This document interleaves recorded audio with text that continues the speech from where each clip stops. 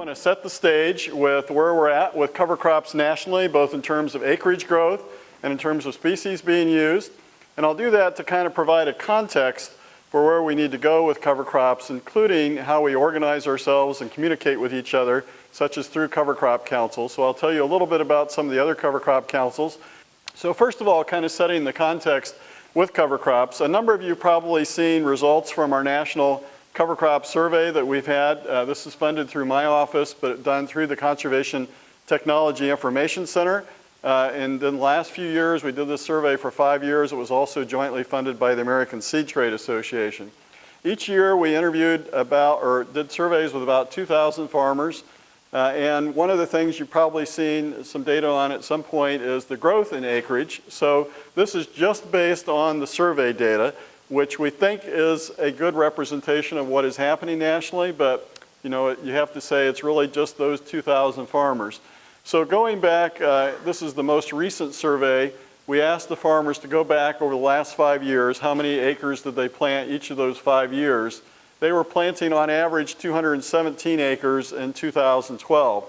Now that was the year that we last had a true evaluation of cover crop acreage nationally, which was the Census of Ag, the 2012 Census of Ag. So you can see that year there was 10.3 million acres of cover crops in the US. So there was a census, as you're probably aware, that just happened this past winter, 2017.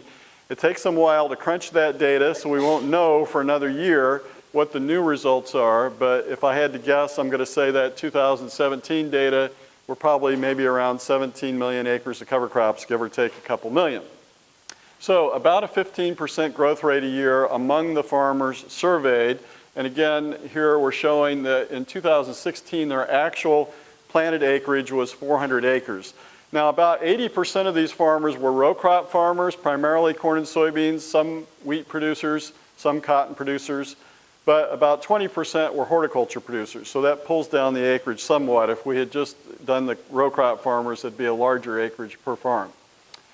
I know with a lot of seed companies in the room, there's always interest in exactly what species are farmers planting. So I'm just going to quickly show you some of that information. So the blue bars are what farmers actually planted that were surveyed in 2016, and the orangish bars were what they were projecting they would plant in 2017. Not actual, but projected. So again, blue bars, the actual 2016, orange is projected. So no surprise, the big one was cereal rye, and then oats was the second highest, followed by annual ryegrass and winter wheat in that year of 2016. Also, looking at the brassicas or mustard family, you can see that the big one was radish. Again, not a surprise. What I find interesting is the overwintering members of the brassica family, the brassica with the rapeseed and canola, which of course is the same species, that those are starting to get more popular. You may not see it in their projection, but if you'd gone back 5 years, those had jumped up, because I think what we're seeing is farmers using things like radishes, they say, well, that's worked well, now I want something that will overwinter. Among the legume species, again, this is all farmers that we surveyed nationally. The big one was crimson clover. Of course, that doesn't work so well in northern states. I think if you'd go farther north, you'd see more hairy vetch. Winter peas comes in as number 3. We have a couple of summer legumes we asked people about, cowpeas and sun hemp. Those seem to be picking up. Did not ask balanza clover, but we'll be looking at that in the future. Hopefully you can see that one growing as well. And then with summer annuals, we certainly see some interest in those, especially with people doing things after wheat or vegetables. And these are the non-legumes. We just talked about cowpeas and sun hemp, but we also see things like buckwheat and sorghum Sudan having a degree of popularity. Mixes, of course, continue to grow in popularity. One of the things I'd point out is that 43% of the acreage reported being planted to cover crops had mixes on it. That was kind of surprising to me. I might have thought it would be a little bit lower than that, especially you go to a place like Iowa, all you hear about is cereal rye, cereal rye, cereal rye. So there's a lot of people that are using mixes out there, and many of them are using 4 or more way species mixes. Some are obviously using 8 or 10 way blends, as you just heard Jay mention that they do after wheat. So I did some calculations. This is a lot to look at here, but I'm going to try to simplify it. taking in order the cover crops by the acreage that were planted by these farmers we surveyed. And so cereal rye, again, was the big one among these surveyed farmers, 289,000 acres planted. Of the acres that they reported, kind of breaking it out by mixes and single species, that represented about 48% of the acres that we were surveying had cereal rye on them. So by comparison, among the brassicas, radish was planted on 23% of the acres. And then if we go down a little bit to the legumes, crimson clover was only planted on 12%. So legumes obviously not quite as much. So what does that mean in terms of national planting? Well, this is where it gets a little tougher to know that you're being accurate. So what I will call this is an extrapolation of those numbers. So if you extrapolated that out using approximately 17 million acres of cover crops, which is an estimate, that would mean that there would have been about 8 million acres of rye planted in 2016.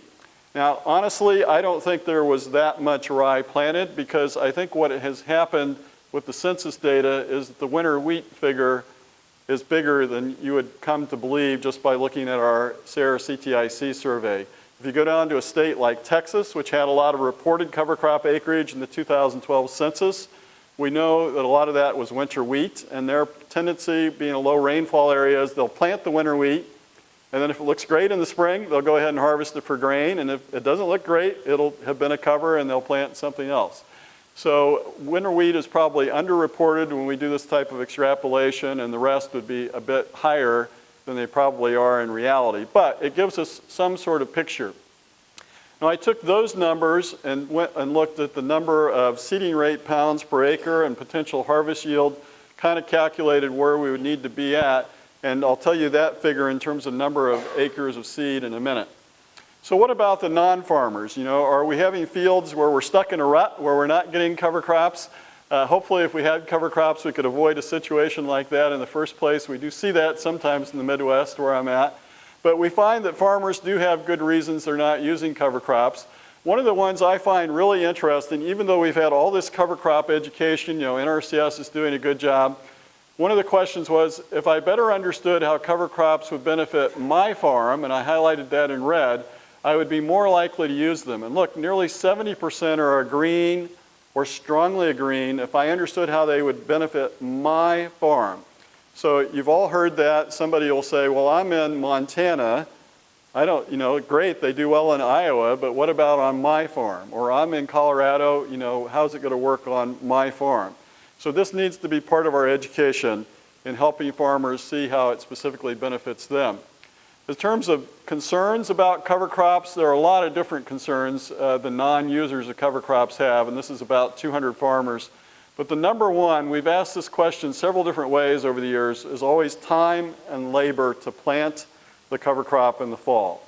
You know, people are feeling like I'm busy with harvest, I'm busy with fall tillage, I've got maybe some fertilizer application I'm doing depending on the region, so I just don't have time to do it. Again, there are lots of other concerns, but that's always the biggest one, no matter how we ask the question. So what does that mean going forward if time and labor is holding a lot of these guys back?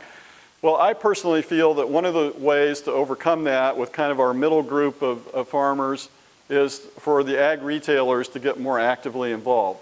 We are seeing some of them start to use their high clearance equipment. Of course, a lot of them have this type of equipment to spray different products for farmers, fungicides and so on. They can buy a kit like this Hagee piece of unit for about $40,000 and seed, as you heard from Jay, about 500 acres of cover crops a day. So they can make back the cost of that $40,000 conversion very quickly by doing cover crop seeding. And so that equipment is normally sitting idle for them in August and September. They've got staff that are not as busy in August and September. So there's an underutilized capacity to be seeding cover crops. Now, we all know broadcasting cover crops is not the perfect way to do things, but it does have its place and would be a way to help some of these farmers who just don't have time.